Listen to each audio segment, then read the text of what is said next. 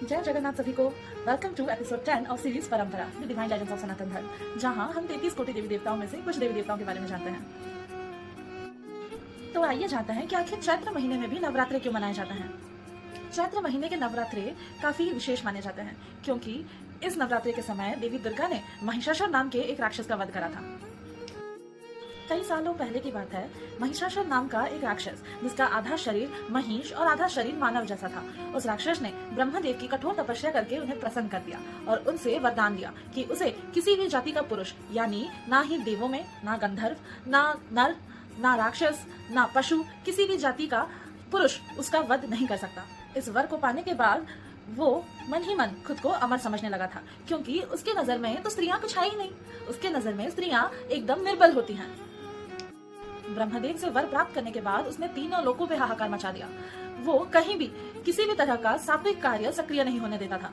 सभी देवताओं ने उसे रोकने का बहुत प्रयास करा, पर वो सभी असमर्थ रहे, क्योंकि उसके पास अजस्र बल था, साथ ही साथ ब्रह्मदेव का दिया हुआ वरदान भी। उसने तीनों लोकों पे अपना राज फैला दिया। वो तीनों लोकों का अधिपति बन गया।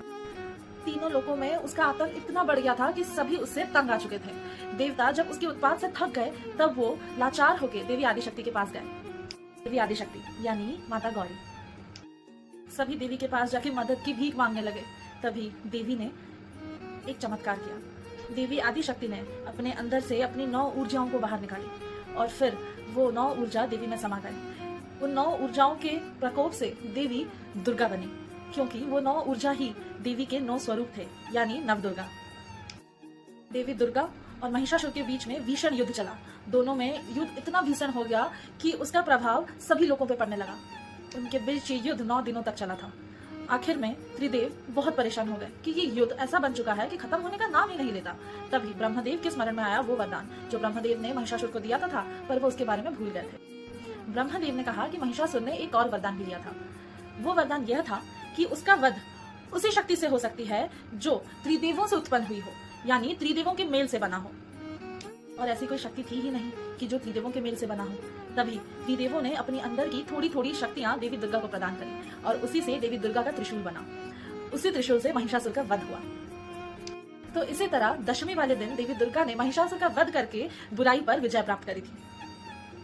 इसीलिए चैत्र महीने में भी नवरात्रे मनाए जाते हैं।